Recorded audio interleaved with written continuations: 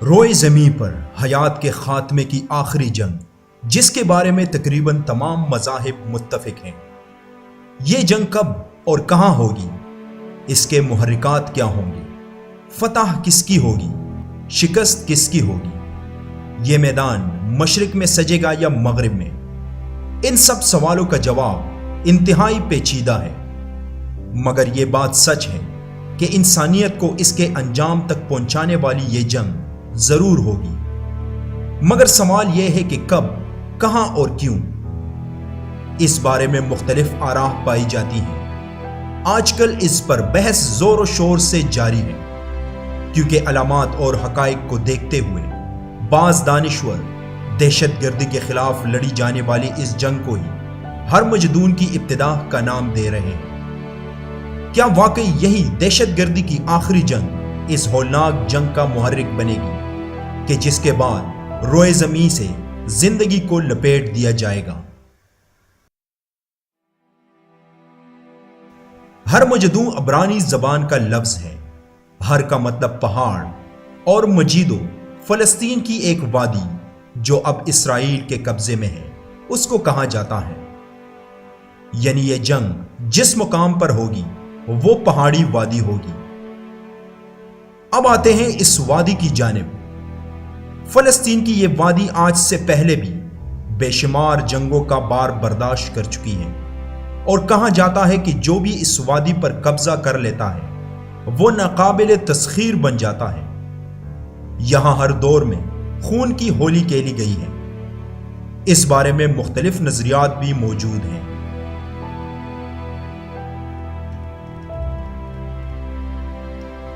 نوسٹراڈیمس نے اپنی کتاب کے ایک باب وقت کی کھڑکی میں علامتی انداز میں کہا تھا کہ دو پرندے بلند ترین عمارتوں سے ٹکرائیں گے، اور یہی واقعہ پہلے عالمی جنگ اور پھر قیامت کا پیش خیمہ بن جائے گا۔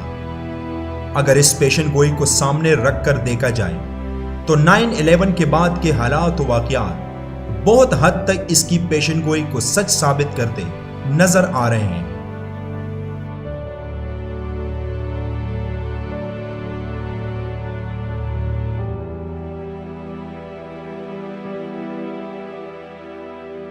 بائبل میں درج ہے کہ اس جنگ کا رقبہ 200 میل کا ہوگا۔ ایسے وقت میں مسیح علیہ السلام کا دنیا میں ظہور ہوگا، جو تمام عیسائیوں کو بادلوں پر لے جائیں گے، جہاں پر بیٹھ کر وہ اس جنگ کا نظارہ کریں گے اور انہیں کسی قسم کا نقصان نہیں ہوگا۔ انجیل کے سفر الرؤیا کے باب نمبر 16 کی آیت نمبر 16 میں ہے، سب شیطانی روحیں اور دنیا جہاں کی فوج سب کی سب ہرمجدون میں جمع ہوگی۔ یعنی یہ مارکا اسرائیل میں واقع المجیدو کی وادی میں لڑا جائے گا۔ لیکن دہشت گردی کی جنگ تو افغانستان، عراق اور پاکستان میں لڑی جا رہی ہے، تو کیا یہ ساری جنگ سمٹ کر اس وادی میں منتقل ہو جائے گی؟ اگر ہم ذرا گہرائی سے مطالعہ کریں اور فلسطین پر بڑھتے ہوئے اسرائیلی مظالم کے خلاف عالم اسلام میں جس قدر اضطراب پایا جاتا ہے، اور جگہ جگہ پر ایسے کئی جہادی عناصر نظر آتے ہیں جو وہاں جا کر اسرائیل کے خلاف لڑنے کی اجازت مانگ رہے ہیں، اگر یہ سب مل کر اسرائیل پر حملہ کریں تو امریکہ دہشت گردی کی اس جنگ کو اسرائیل کی حمایت میں موڑ کر جہادی قوتوں اور ان کی مدد کرنے والے ممالک کو دہشت گرد قرار دے کر ان کے خلاف اسرائیل کی سرزمین پر اس کی مدد کو پہنچ جائے گی۔ اگر ہم اس چیز کو مد نظر رکھیں تو اس لحاظ سے یہ ساری جنگ انتہائی نزدیک نظر آتی ہے۔ جمی ساروٹ کہتا ہے، میں چاہتا تھا کہ میں کہہ سکوں کہ ہماری صلح ہونے والی ہے، مگر میں آنے والے ہرمجدون کے مارکے پر ایمان رکھتا ہوں۔ بے شک ہرمجدون آ کر رہے گا، وادی مجیدوں میں گمسا کا رن پڑے گا اور وہ آ کر رہے گا۔ صلح کے جس معاہدے پر وہ دستخط کرنا چاہتے ہیں کر لیں، معاہدہ کبھی پورا نہیں ہوگا، تاریک دن آنے والے ہیں۔ اسی طرح پیسٹر کنباؤ، جس کا تعلق میکلن چرچ سے ہے، کہتے ہیں، دنیا کا خاتمہ قریب ہے اور اس حادثے کا وقوع ہماری زندگی ہی میں کسی وقت ہو سکتا ہے۔ واضح تعین کر دیا ہے۔ میں تم سے سچ کہتا ہوں کہ ایک نسل کے ختم ہونے سے پہلے یہ باتیں ہو جائیں گی۔ یہودیوں کے مطابق ایسے موقع پر حضرت دانیال علیہ السلام آسمان سے اتریں گے جو مشکل کی اس گھڑی میں ان کی مدد کریں گے۔ اسلام میں اس بارے میں کافی معلومات ملتی ہیں۔ حضور اکرم صلی اللہ علیہ وآلہ وسلم نے فرمایا، اس ذات کی قسم کہ جس کے قبضے میں میری جان ہے، لوگوں پر وہ وقت آ کر رہے گا کہ جب نہ قاتل کو پتا ہوگا کہ وہ کیوں قتل کر رہا ہے اور نہ مقتول کو علم ہوگا کہ اسے کیوں قتل کیا گیا۔ اس حدیث مبارکہ کو نظر عمیق سے ملاحظہ فرمائیں تو آج کل دہشت گردی کے خلاف جنگ میں بھی ایسا ہی ماحول بن رہا ہے کہ نہ مارنے والے جانتے ہیں کہ وہ کیوں مار رہے ہیں اور نہ مرنے والوں کو پتا ہے کہ انہیں کیوں مارا جا رہا ہے۔ امریکہ کی اس نام نہاد دہشت گردی کی جنگ میں جس طرح قتل عام ہو رہا ہے اور اس کا جو رد عمل بن رہا ہے، یہی رد عمل ایک دن اس روئے زمین کی آخری جنگ کا باعث بنتا نظر آ رہا ہے۔ اسلام کے خلاف تمام اقوام کا مل کر متحد ہو جانا اور مسلمانوں کا اسے انتہائی غیظ و غضب کی حالت سے دیکھنا۔ یاد رکھیں، یہاں میں حکمرانوں کی بات نہیں کر رہا۔ ایک حدیث مبارکہ میں ملتا ہے کہ تمام قومیں متفق ہو کر امت مسلمہ پر ایسے ٹوٹ پڑیں گی جیسے کانے والے ایک پیالے پر ٹوٹ پڑتے ہیں۔ آج کے دور میں مسلمان جن مشکلات اور مصائب کا شکار ہیں، یہ حدیث مبارکہ اس پر صادق نظر آتی ہیں۔ افغانستان، فلسطین، عراق، پاکستان، ہر طرف مسلمان ہی مصائب کی چکی میں پس رہے ہیں۔ نیٹو اور اسرائیل کی افواج ان سب پر ایسے ٹوٹ پڑی ہیں جیسے کانے کے پیالے پر بھوکا ٹوٹتا ہے۔ ایک اور حدیث میں اس آخری جنگ کے بارے میں جو کچھ بیان کیا گیا ہے وہ آج کل کی اس دہشت گردی کے خلاف جنگ پر صادق نظر آتا ہے۔ اللہ کے رسول صلی اللہ علیہ وآلہ وسلم کا ارشاد ہے، قیامت سے پہلے کی 6 نشانیاں گن لو: میرا انتقال، بیت المقدس کی فتح، پھر جانوروں جیسی موت جو تم پر ایسے اثر انداز ہوگی جیسے گردن توڑ بیماریاں اثر انداز ہوتی ہیں، مال کا پھیلاؤ، یہاں تک کہ ایک آدمی کو 100 دینار دیے جائیں گے پھر بھی وہ ناراض ہوگا۔ پھر ایک فتنہ کڑا ہوگا جو عربوں کے گھر گھر میں داخل ہو جائے گا۔ پھر تمہارے اور بنو اسفر یعنی اہل روم کے درمیان صلح ہوگی۔ پھر وہ بے وفائی کریں گے اور 80 جھنڈے لے کر تم پر چڑھائی کریں گے۔ ہر جھنڈے کے نیچے 12,000 کا لشکر ہوگا۔ یعنی یہ جنگ ایک عالمی اتحادی جنگ ہوگی۔ اس بات کو اگر ہم دہشت گردی کی اس جنگ کے تناظر میں دیکھیں تو واضح ہوتا ہے کہ پہلے روس کا خاتمہ کرنے کے لیے امریکہ، یورپ اور روم مسلمانوں کے حلیف بنے اور افغانستان کو میدان جنگ بنایا گیا۔ امریکہ، یورپ اور روم نے مسلمانوں کے حلیف بن کر جو صلح کی، پھر سے افغانستان کو جنگ کا میدان بنا کر اس صلح کے عہد کو توڑا گیا اور مسلمانوں پر چڑھائی کر دی گئی، اور اس جنگ میں یونائٹڈ نیشنز کا پلیٹ فارم استعمال کیا گیا۔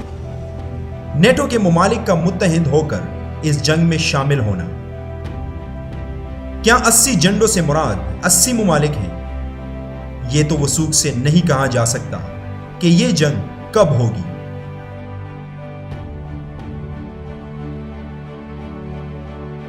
مگر حالات و واقعات بتا رہے ہیں کہ یہ جنگ انتہائی قریب ہے۔ احادیث اور قرآن صحائف کا مطالعہ کرنے سے یہ پتہ چلتا ہے کہ اس جنگ میں ہر 7 میں سے 6 لوگ یا ہر 5 میں سے 3 لوگ ختم ہو جائیں گے، جو ایک بہت بڑی تباہی ہوگی۔ اس جنگ سے پہلے دنیا کے بڑے بڑے شہر ناگہانی آفات یا مختلف وجوہات کی بنا پر تباہ ہو جائیں گے۔ احادیث مبارکہ میں ملتا ہے کہ اس زمانے میں مسلمانوں کے 3 شہر ایسے ہوں گے کہ ان میں سے ایک تو 2 سمندروں کے سنگم پر ہوگا، دوسرا ہیرا یعنی عراق کے مقام پر، اور تیسرا شام میں۔ وہ مشرق کے لوگوں کو شکست دے گا اور اس شہر میں سب سے پہلے آئے گا جو 2 سمندروں کے سنگم پر ہے۔ شہر کے لوگ 3 گروہوں میں بٹ جائیں گے۔ ایک گروہ وہیں رہ جائے گا اور دجال کی پیروی کرے گا اور وہ ایک دیہات میں چلا جائے گا۔ ایک گروہ اپنے قریب والے شہر میں منتقل ہو جائے گا، پھر دجال اس قریب والے شہر میں آئے گا اور اس میں بھی لوگوں کے 3 گروہ ہو جائیں گے، اور تیسرا گروہ اس قریب والے شہر منتقل ہو جائے گا جو شام کے مغربی حصے میں ہوگا، یہاں تک کہ مومنین اردن اور بیت المقدس میں جمع ہو جائیں گے۔ پھر وہ شام میں فلسطین کے ایک شہر تک پہنچ جائے گا جو بابلا پر واقع ہوگا۔ یہاں اس بات کی بھی وضاحت ضروری ہے کہ مجیدوں کی پہاڑیاں بھی فلسطین میں ہی واقع ہیں اور ان کے دامن میں ایک بہت بڑا میدان واقع ہے۔ دجال کے ساتھ یہودیوں کی 70,000 تعداد ہوگی۔ حضرت ابن عباس رضی اللہ تعالیٰ عنہ فرماتے ہیں کہ دجال کی پیروی سب سے پہلے 70,000 یہودی کریں گے، جن کے اوپر سبز اون کے موٹے موٹے کپڑے ہوں گے، اور اس کے ساتھ جادوگر یہودی ہوں گے جو عجیب و غریب کام کریں گے اور لوگوں کو گمراہ کریں گے۔ بالآخر مسلمان بیت المقدس کے ایک پہاڑ جبل الدہان پر محصور ہو جائیں گے۔ دجال بھی پہاڑ کے دامن میں پڑاؤ ڈال کر مسلمانوں کی ایک جماعت کا محاصرہ کرے گا۔ جب محاصرہ طویل ہو جائے گا تو مسلمانوں کے امیر یعنی امام مہدی ان سے کہیں گے کہ اب کس کا انتظار ہے، اس سرکش سے جنگ کرو تاکہ شہادت یا فتح میں سے ایک چیز تم کو حاصل ہو جائے۔ چنانچہ سب لوگ پختہ عہد کر لیں گے کہ صبح ہوتے ہی نماز فجر کے بعد دجال سے جنگ کریں گے۔ اگر ہم ان سب احادیث و واقعات کو باہم ملائیں تو کیا اس سے یہ مراد ہے کہ دجال امریکہ ہے جو ایک جانب تو ڈالروں کی چمک دکھاتا ہے کہ میرا ساتھ دو تو ڈالر دوں گا، اور دوسری جانب آگ و خون کا دریا رکھتا ہے کہ اگر میری بات نہ مانی تو ختم کر دوں گا؟ یا یہ کہ دجال کا ظہور انتہائی قریب ہے کہ وہ باطل کی ان متحد قوتوں کی قیادت کرے گا؟ کیا ہم اس جنگ کو انسانیت کی آخری جنگ کہہ سکتے ہیں؟ اگر پرانے صحیفوں اور کتابوں میں اس بارے میں معلومات دیکھیں تو انسان اس جنگ کے دہانے پر کڑا نظر آتا ہے۔ کیا دہشت گردی کے خلاف یہ جنگ ہی انسانیت کو اس کی آخری جنگ کی جانب ہانک کر لے جائے گی؟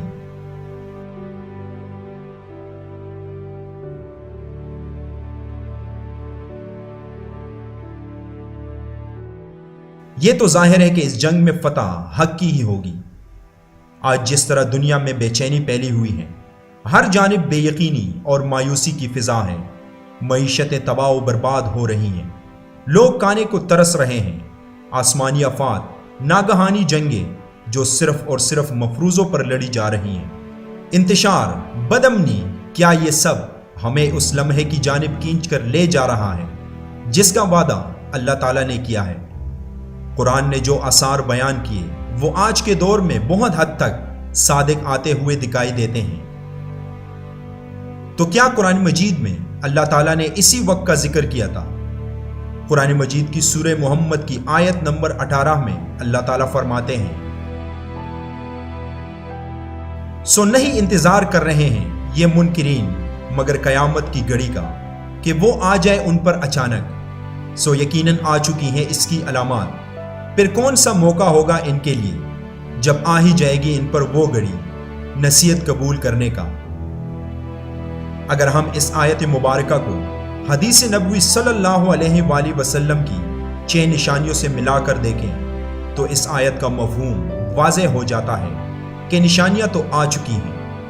حدیث مبارکہ میں آثار قیامت جس تفصیل سے بیان ہوئے ہیں ان سے یہ اشکارا ہوتا ہے کہ قیامت کے زمانے سے قبل نفاق بڑھ جائے گا، اخلاقیات نام کو نہیں ملے گی، لوگ مذہبی تعلیم سے منہ موڑ لیں گے اور غربت پھیل جائے گی۔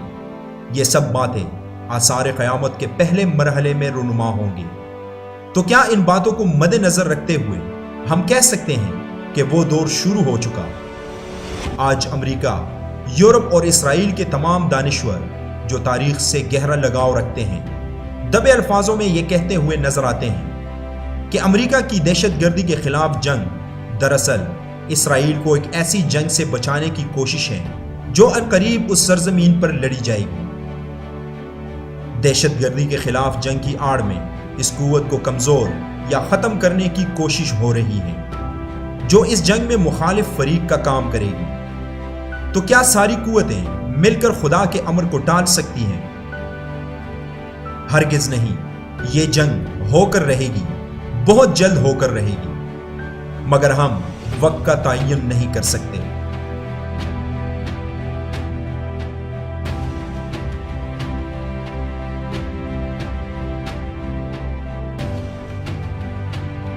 امریکہ کے سابق صدر رونلڈ ریگن کے الفاظ یہ ہیں، ذرا سوچیں 20 کروڑ سپاہی مشرق سے آئیں گے اور کروڑوں سپاہی مغرب کے ہوں گے۔ اس میں کوئی شک نہیں ہے کہ یروشلم سے 200 میل تک اتنا خون بہے گا کہ گھوڑوں کی باگیں تک خون میں ڈوب جائیں گی۔ کیا اس سب کو سامنے رکھتے ہوئے آپ میں سے کوئی کسی ایسے وقت کا تعین کر سکتا ہے کہ جسے ہم ایک مفروضے کے طور پر بیان کر سکیں؟ آخر میں بس اتنا ہی کہوں گا کہ اپنے گھوڑوں کو تیار رکھیں، کہیں ایسا نہ ہو کہ اچانک یہ وقت آئے اور جن کے گھوڑے تیار نہ ہوں وہ انہیں رونتے ہوئے گزر جائیں۔